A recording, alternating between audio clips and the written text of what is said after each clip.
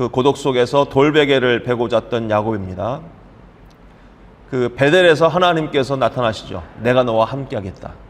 하나님의 약속을 받은 후 완전히 다른 사람이 되어서요, 그 목적지를 향해 걸어갑니다. 오늘 본문은요, 그 믿음의 발걸음 끝에 하나님께서 예비하신 그 놀라운 만남, 또 이 야곱의 삶을 새롭게 또 이끌어 가시는 장면을 오늘 본문에서 보게 됩니다. 본문 말씀을 통해서 베델에서 하나님을 만난 후 야곱의 발걸음을 완벽하게 인도하시는 그 하나님의 모습을 함께 묵상하면서 은혜를 나누기를 원합니다. 자, 야곱이 베델의 은혜를 체험한 후에 다시 길을 떠나는데요, 성경의 표현이 참 재미있습니다. 오늘 1절에 야곱이 길을 떠나 동방 사람의 땅에 이르러라고 얘기합니다. 자, 길을 떠나, 이 말이요, 옛날 성경에는 이것을 발행하여라고 얘기했습니다.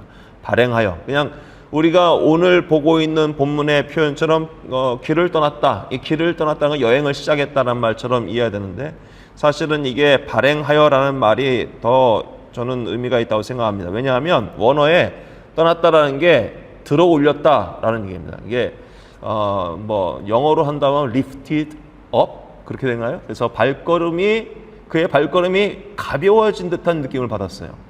여러분, 그 전에 그가 떠났을 때는 어떤 모습이었죠? 쫓기는 도망자의 모습이었습니다. 형 에서에게 그 빼앗듯이 아버지를 속이고 받았던 축복을 받았다고 하지만 그는 쫓기는 몸이었습니다. 도망자 신세였습니다. 안전하다고 여겼던 자기의 장막을 떠나서 그가 한 번도 가보지 못했던 외삼촌 집이겠죠.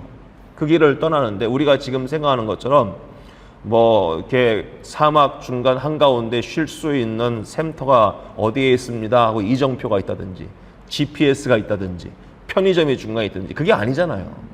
중간에 들짐승을 만날 수도 있는 것이고 강도의 때를 만날 수도 있는 것이고 예측할 수 없는 위험 요소들이 그 광야길에 얼마나 많은지 모릅니다. 그런데 그 길을 떠난 거예요. 그 집돌이 야곱이요. 엄마 옆에서 요리하는 것 좋아하던 그 곱게 자란 야곱이 길을 떠났을 때 발걸음이 얼마나 무거웠겠습니까? 그런데 베델에서 하나님을 만난 후에 그가 길을 떠날 때 성경은 그가 단지 길을 떠났다라고 하는 것이 아니라 발행했다. 그의 발걸음이 들어 올려졌다 이렇게 표현을 하고 있습니다. 그가 하나님을 만났더니요, 상황은 여전히 광야입니다. 그럼에도 불구하고 무거운 발걸음이 아니라 그 발걸음도 가볍게 길을 떠났다. 오늘 성경은 이야기하고 있습니다. 환경은 변하지 않습니다. 그러나 그 마음 가운데 하나님이 함께 하시면 내가 걷고 있는 그 길이 걱정 가득 찬 길이 아니요, 두려움의 길이 아니요, 그 발걸음을 가볍게 하시는 길인 줄로 믿습니다. 우리의 마음속에 그 베델의 하나님을 확신하셔야 합니다. 내가 어디를 가든지 내가 너와 함께 하겠다 약속하신 하나님이 야곱의 하나님만이 아니라는 것입니다. 오늘 이 시간, 이 아침에 모인 우리 모두에게 함께 하시는 그 하나님은 하늘의 문을 활짝 열어하시고 앞길을 예측할 수 없고 불안하기만 우리의 인생길 가운데 함께 하시겠다 약속하시는 살아계신 하나님인 줄로 믿으시기를 바랍니다. 이 하나님이 내 눈에 보이고 이 하나님이 내 마음에 있을 적에 우리의 발걸음을 들어 올리시는 하나님의 인도하심이 있을 줄로 믿으시기를 바랍니다. 자, 이렇게 인도하신 하나님, 오늘 야곱은요 동방에 이르렀다 얘기합니다.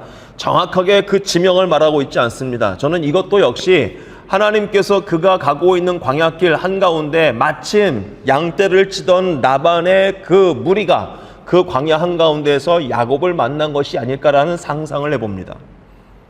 왜냐하면 오늘 이 야곱이 함께 나왔던 목동들에게 너희가 나홀의 손자 라반을 아느냐 물은 것입니다. 여러분, 마치 서울에서 김서방을 찾는 것과 마찬가지죠. 그 모인 사람들이 야 너희들 혹시 라반을 아냐? 하고 묻는데 이 사람들과 관련이 없을 확률이 더 많겠지요. 라반이라는 사람을 아는 확률보다 더 적다라는 것입니다. 자, 오늘 그런데 그들이 이렇게 갑니다. 아노라, 그의 딸 라헬이 지금 양을 몰고 온다라고 얘기합니다. 자, 수많은 우물 중에 하필 그 라반의 양떼가 우물을 먹이는 곳에 그가 도착을 합니다. 또 하필 그때 라헬이 온다 오늘 이야기합니다. 우연처럼 보이죠. 그러나 우연이 없죠. 우리 인생 가운데 우연은 결코 없습니다. 우리의 삶 가운데 하나님의 역사하심과 인도하심은 우리가 눈치를 챌 수 없을 만큼 섬세하게 역사하십니다. 우연을 가장한 필연의 역사들이 항상 있다는 것입니다. 우리가 정신을 차리고 곰곰이 잘 생각해보면 우리의 삶의 순간순간이 하나님의 인도하심이요 하나님의 필연적인 역사라는 것입니다. 그 모든 것이 다 어떻게 해요? 합력하여 선을 이루시는 거죠. 당시에 GPS도 없는데 야곱은 정확하게 그 삼촌 라반의 양떼가 물을 먹는 곳까지 발걸음이 인도된 것은 야곱에게 어떤 지명을 알 수 있고 지리를 알 수 있는 탁월한 지식이 있어서가 아니라 하나님께서 그의 발걸음을 인도하셨기 때문에 가능했던 일이라는 것입니다. 오늘도 우리의 삶 가운데 우연을 가장한 하나님의 필연적인 역사가 있습니다.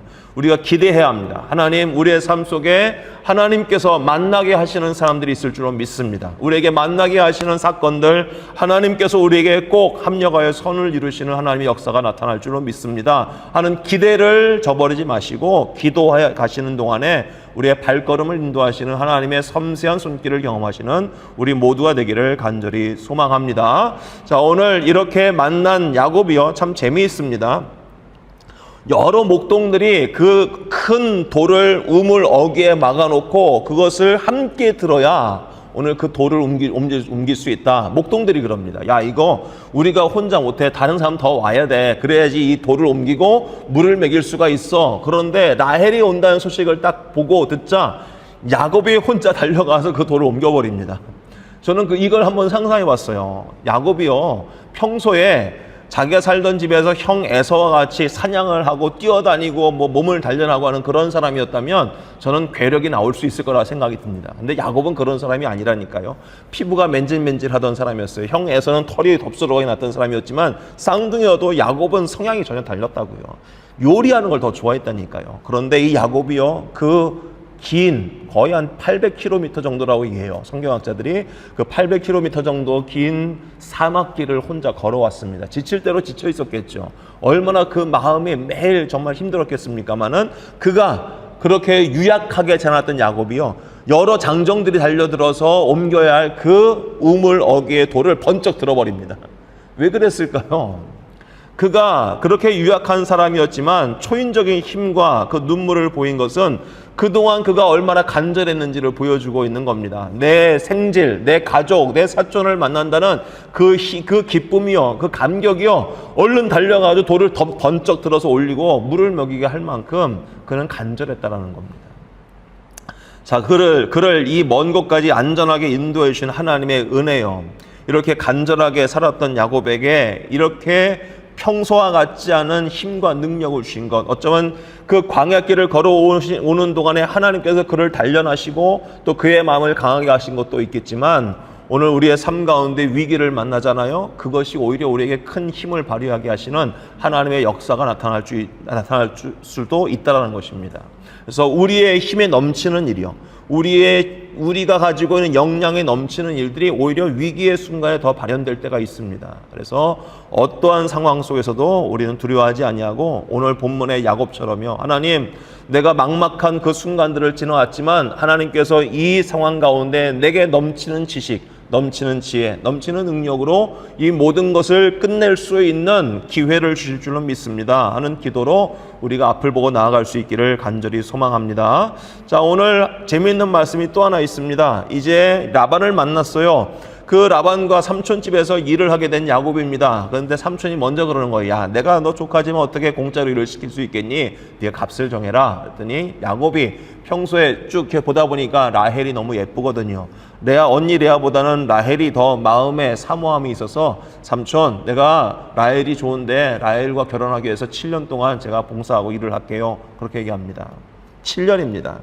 짧은 시간이 아니죠. 하루 이틀도 아니고 7년 동안 무보수로 일을 하겠다. 나는 이 야곱이요. 그런데 오늘 20절에 이런 얘기가 나옵니다.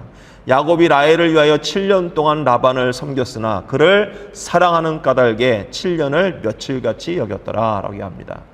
대단한 것 같습니다. 야곱과 같이 야가 빠진 사람인데요, 무보수로 일을 하겠다? 그것도 하루 이틀도 아니고 7년이나 힘든 그 고된 노동의 시간들을 그는 견뎠다라는 것입니다. 근데 그 7년을요, 며칠처럼 여겼다, 짧게 여겼다는 겁니다. 아이고, 길다, 언제 끝날까, 그런 생각이 아니고 그것을 며칠같이 짧게 여겼답니다. 왜 그랬을까요? 사랑 때문입니다. 사랑하면 그 고된 시간들도 그냥 며칠처럼 훌쩍 지나가더라는 것입니다. 자, 사랑은요, 고통스러운 수고와 인내마저도 기쁨으로 바꾸어 놓고야만은 능력입니다. 예수님께서 십자가의 그 모진 고통을 참고 견디시고 우리 가운데 구세주로 나타나신 것은 딱 한 가지죠. 하나님이 세상을 이처럼 사랑하사. 사랑입니다. 사랑이 그런 것을 견디게 하는 것입니다. 사랑하는 모든 것을 참는 것입니다. 견디는 것입니다. 인내할 수 있는 것입니다. 그래서 그 모든 것이 아무리 길고 힘들고 모진 순간이라 할지라도 견뎌내게 하는 것이 사랑입니다. 자, 이렇게 생각해 보면요, 우리의 신앙생활을 돌아보게 되는 것 같습니다. 우리가 교회를 섬기고 가정을 섬기고 봉사할 때 억지로 도살장에 끌려가듯 하는 일이 있지 않은지 잘 생각해 보았으면 좋겠습니다. 또 주일이야? 또 이거 해야 돼? 또 저거 해야 돼? 하는 마음이 들 때 점검해야 될 것은 왜 나는 이렇게 일이 많을까가 아니라 나는 하나님을 사랑하고 있는가? 이걸 먼저 생각하자는 겁니다. 하나님을 사랑하는 그 마음이 내 마음속에 있다면 사랑은 모든 것을 견디게 한다는 겁니다. 사랑은 모든 힘든 일도 빠르게 지나가게 하는 능력이 된다는 것입니다. 우리 주님을 너무나 사랑하기에 그 헌신의 수고를 며칠같이 기쁨으로 감당할 수 있는 우리 모두가 되었으면 좋겠습니다. 하나님을 사랑하고 주님을 사랑하는 그 사랑으로 말미암아 아무리 어려운 그 순간이라도 견디기 힘들 것 같은 그 상황 속에서라도 능히 견디게 하시고 힘을 내게 하시고 앞으로 나아가게 하시는 하나님의 놀라운 능력을 충만하게 경험하시는 우리 모두 되기를 소망합니다. 오늘 말씀을 정리하면서요, 하나님의 완벽한 섭리를 믿으실 수 있기를 바랍니다. 발걸음을 인도하시고 우리의 상황이 꼬이고 또 방황하는 것 같이 보일지라도 베델의 하나님을 마음속에 의지하시면서 가장 완벽한 목적지와 완벽한 타이밍으로 우리의 삶을 예비하시는 그 하나님을 기대하시는 우리 모두가 되었으면 좋겠습니다. 사랑으로 그 수고를 기쁨으로 바꿀 수 있는 결단이 오늘 이 아침에 기도 가운데 있는 우리 모두가 되기를 간절히 소망합니다. 아멘.